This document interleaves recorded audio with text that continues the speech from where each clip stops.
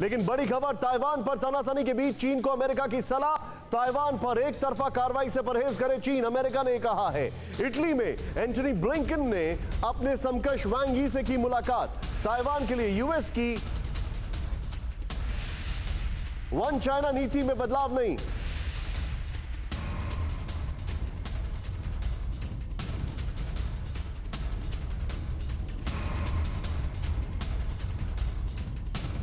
America अपना नजरिया ठीक करे, वांग यी ने यह कहा है। मैं सीधे चलूंगा एम्बेसडर दीपक बोरा के पास। सर, अमेरिका ने चाइना से कहा है और चाइना उनकी सुन लेगा, वाह।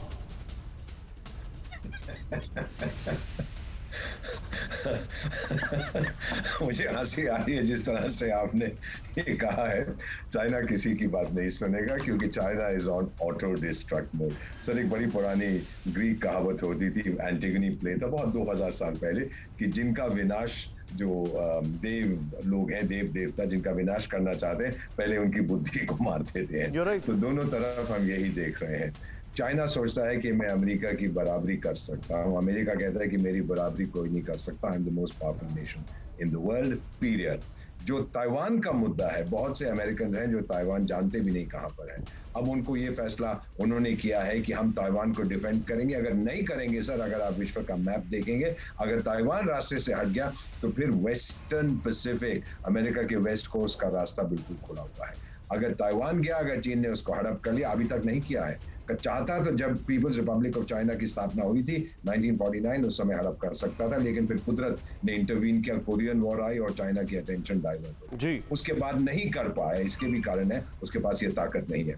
लेकिन अगर वो करता है तो फिर जापान, साउथ कोरिया, ऑस्ट्रेलिया तक जो है चीन को रोकना बड़ा मुश्किल हो जाएगा। ये इसलिए बहुत जरूरी है कि ताइवान को वहीं रखा जाए जहां पर है। अब वन चाइना पॉलिसी जो है, हम सब यही चाहते हैं कि अमेरिका का बिल्कुल मेरी वन चाइना पॉलिसी है जिसकी राजधानी टाइपे है, बीजिंग नहीं है उसकी राजधानी, because we want a democratic China. Sir, दुनिया में अगर किसी ने आज आतंक मचा रखा है पूरी दुनिया में, that is China.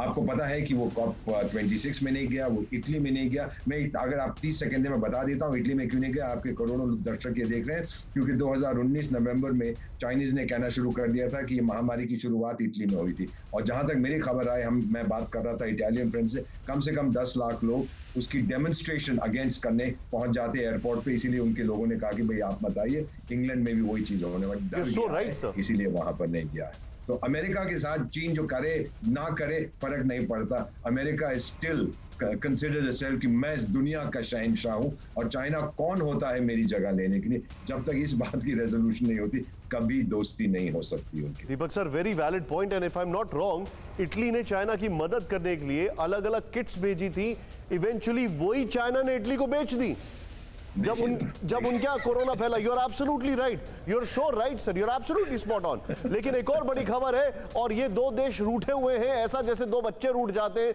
Australia France के बीच में तकरार बढ़ गई है। ऑस्ट्रेलिया के डिप्टी पीएम का फ्रांस पर ओवर एक्टिंग का आरोप, फ्रांस के राष्ट्रपति मैक्रो ने मॉरिसन पर लगाया था झूठ बोलने का आरोप। जवाब में स्कॉट मॉरिसन ने कहा फ्रांस से हमने कोई झूठ नहीं बोला, और उनके जो डिप्टी पीएम है वो कहते हैं कि हमने जो एफिल टावर है, आईफिल टावर, उसको डिफेस नहीं किया है। ऐसा क्या गुनाह कर दिया है? अड़ी सोमवार से शुक्रवार शाम 6 बजे सिर्फ TV9 भारतवर्ष पर।